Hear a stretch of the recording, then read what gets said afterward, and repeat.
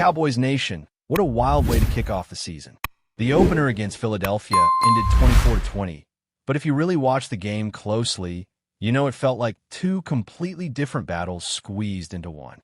The break in the middle, because of the weather delay, was like a reset button, and everything that had been going right before suddenly flipped on its head afterward. You could almost sense it in the atmosphere. The momentum just slipped away, and from that point forward, Dallas was playing catch-up. The frustrating part is that the Cowboys had every opportunity to walk away with a win. They were in control early. They were gifted a golden chance when Jalen Carter managed to get himself ejected, and yet the execution in the crucial moments just was not there. Let's be real, this is the kind of loss that stings because it was winnable. This was not a game where the opponent simply outclassed you from start to finish. No, this was a game where mistakes piled up at the worst possible times, where drops in key situations flipped potential scoring drives into nothing, and where one or two players not living up to their own high standards ended up making the difference. And nowhere is that more obvious than when we talk about CeeDee Lamb. Now, before anyone panics, let's clear something up. CeeDee is not injured. He went into the medical tent late in the matchup after taking a hard shot, and at first glance it looked like it could have been concussion protocol because of how he reacted, putting his head in his hands. Naturally, that raised some alarms, but he spoke afterward, and all signs point to him being perfectly fine physically. The issue isn't that he's hurt. The issue is that, on Sunday night, he hurt the Cowboys with his play. For a receiver who entered this season ranked by many as one of the top 3 in the entire league, the expectation is simple. When the moment arrives, you deliver. Against the Eagles, though, Lamb did not. There were at least 3 or 4 balls that hit him in spots where he is fully capable of making the catch, and every one of those moments mattered. There was the dagger route that smacked him square in the face mask. There was the slant that may have been a touch low, but still landed right in his hands, placed to protect him from a massive hit. And of course, there were the deeper shots down the field, the kind of throws that define games, the kind of plays superstars are supposed to finish. Those slipped through his fingers too. This is why fans are frustrated. When it is a rookie like Jalen Tolbert, you hope for the best and accept the learning curve. When it is CeeDee Lamb, you demand those plays be made because he has proven time and again that he is capable of them.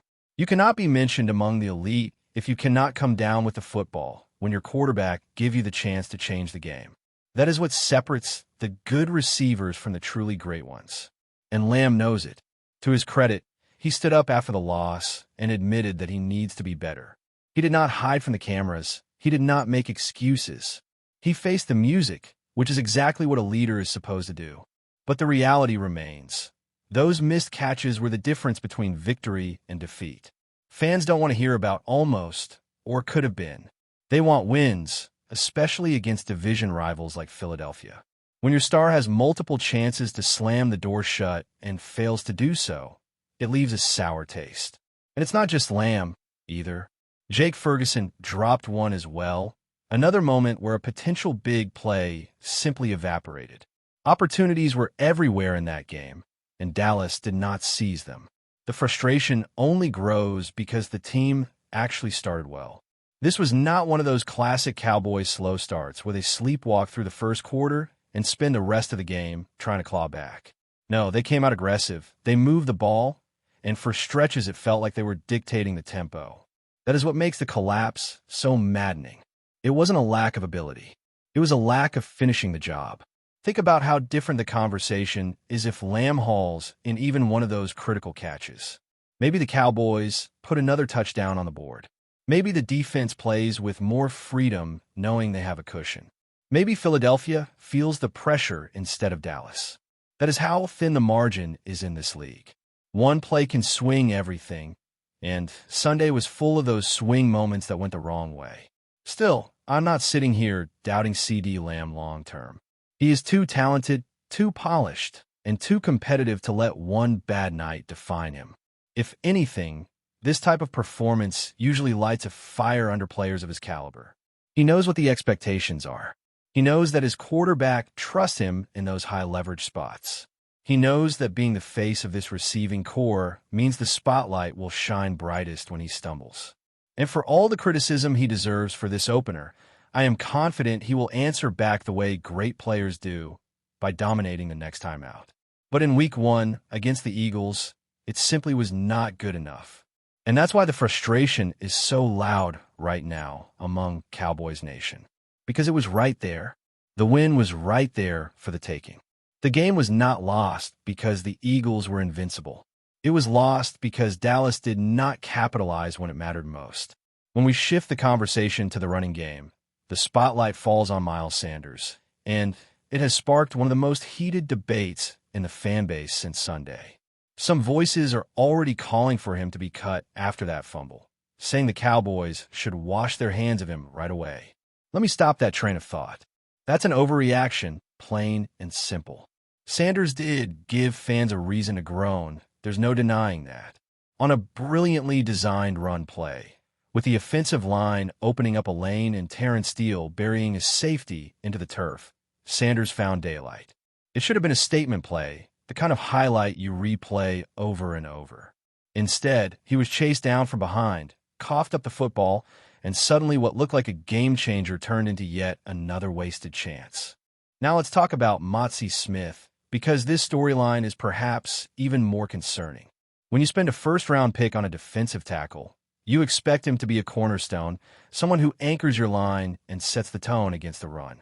Instead, in Week 1, Smith was not even active. A healthy scratch.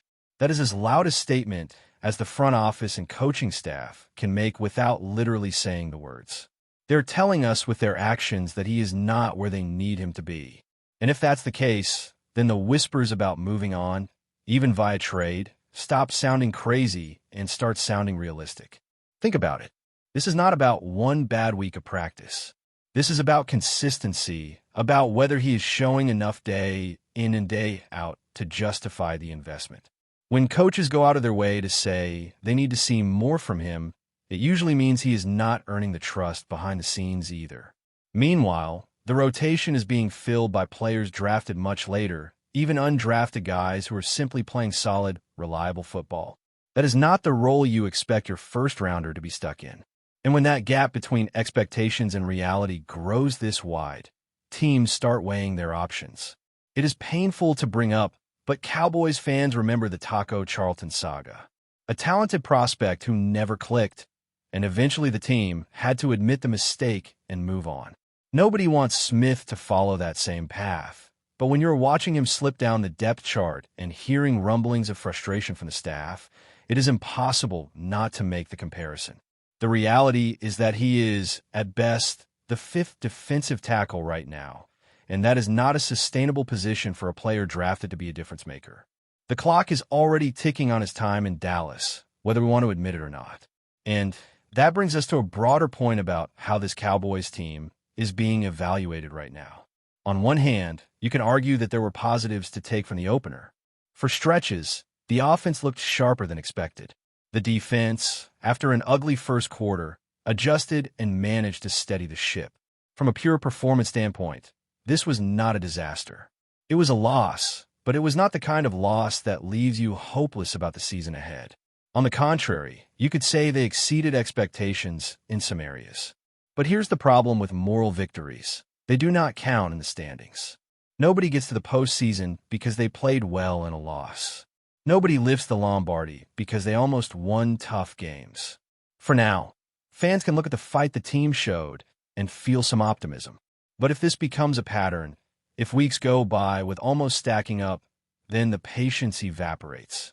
This league is about results, and Dallas knows that better than anyone. One of the key areas under the microscope right now is the linebacker group. DeMarvion Overshown's injury before the season already put stress on the rotation, and what we saw against the Eagles did not inspire confidence. DeMarvion Clark was given plenty of snaps, but his performance looked awfully familiar. Decent tackling numbers on paper, but shaky instincts, over-pursuit, and struggles when faced with a mobile quarterback like Jalen Hurts. Time and again, Hurts made them pay with his legs, juking defenders in space, and that cannot happen if your linebackers are reading the game the way they should. Then there's Maurice Lingard, who barely saw the field. 6 snaps, that is all. And yet in those limited opportunities, he showed flashes that make you wonder why he was not more involved. When the guy who plays a handful of snaps looks sharper than the one who plays the majority, it raises questions. Is the rotation being managed properly? Are the Cowboys sticking with guys out of habit instead of performance? These are questions the coaching staff has to answer quickly, because in the NFL, if you don't adapt, you get exposed. It comes down to this. The Cowboys need to find the right combination at linebacker, and they need to do it now. They cannot afford to watch quarterbacks like Hurts continue to slice them apart with scrambles, turning broken plays into first downs and touchdowns. Whether it means giving Lingard more snaps, rethinking Clark's role, or adjusting the entire defensive approach, something has to change. All of this folds into the larger defensive conversation. The strategy in Week 1 raised some eyebrows. Dallas leaned heavily on two high safety looks, sitting in zone coverage, determined not to give up deep shots. On paper, that makes sense. Keep everything in front, force the opponent to be patient. But when the quarterback is someone like Hurts, who is more than capable of pulling it down and running if nothing is open, you need a spy, you need containment, and you need discipline. None of that was consistent in this game. Hurts had his way on the ground, and the Cowboys had no clear answer. The frustrating part is that when they did adjust, when they tightened up in the second half, you could see the potential. The defense rallied, started tackling better, and even sprinkled in some timely blitzes. The second half was a glimpse of what this unit can be when it is locked in. But the first half was a warning. Against top-level quarterbacks, you cannot afford to wait that long to figure it out. The adjustments need to come earlier, the execution needs to be sharper, and the edge rushers in particular need to set the tone. If you're going to rely on a four-man rush without a lot of stunts, your edge players have to win their battles consistently. That did not happen enough on Sunday. So, where does that leave us? A frustrating loss? Yes, but also a revealing one. We learned that the offense has more spark than some expected, but still lacks polish in the biggest moments. We learned that the running back rotation needs tweaking, that the linebacker group is unsettled, and that a first-round pick on the defensive line is already a question mark. We learned that the defense can rally, but cannot spot a team like Philadelphia an entire quarter and hope to recover. And above all, we learned that the Cowboys still have plenty of work to do if they want to turn potential into wins. But before we continue, don't forget to subscribe to our channel and give this video a like. Your support helps us keep bringing you the latest updates on the Dallas Cowboys. Feel free to share your thoughts on the news in the comments as well. In what could be one of the most shocking moves of the NFL offseason, whispers around the league suggest that Josh Allen, the Buffalo Bills star quarterback, has agreed to a 3-year deal with the Dallas Cowboys. While no official announcement has been made, sources close to the situation hint that Allen is seriously considering a fresh start in Big D, fueling speculation among fans and analysts alike. The Cowboys, long criticized for their inconsistency at the quarterback position, will be taking a huge gamble by reportedly bringing in one of the league's premier signal callers. Allen's combination of arm strength, mobility, and leadership could immediately transform Dallas into a contender, something the franchise has been chasing for decades. Rumors indicate that the Cowboys front office has been courting Allen aggressively, and the allure of playing in a high-profile market with a star-studded roster may have played a key role in the alleged agreement. Social media has erupted over the potential move, with Cowboys fans dreaming of Super Bowl aspirations and Bills fans expressing disbelief over the prospect of losing a cornerstone player. Industry insiders are debating the financial and strategic implications, speculating that the deal could include incentives and guarantees designed to make the transition more palatable for both sides. Some suggest that this could spark a domino effect in the league, with teams reevaluating their own quarterback situations in light of Dallas' bold maneuvering. While it is important to remember that nothing has been confirmed, the chatter has already dominated sports talk shows and online forums. The idea of Josh Allen under center at AT&T Stadium has sparked heated debates, with some praising the move as the perfect fit and others warning of the risks of disrupting team chemistry and player dynamics. Regardless of the outcome, if this rumor holds any truth, the NFL landscape could look dramatically different by the time the season begins, and all eyes will be on the Cowboys as they attempt to capitalize on a potential game-changing acquisition. That's it for this update. If you enjoyed the video and want to keep receiving exclusive news about the Dallas Cowboys, please subscribe to our channel and give this video a like.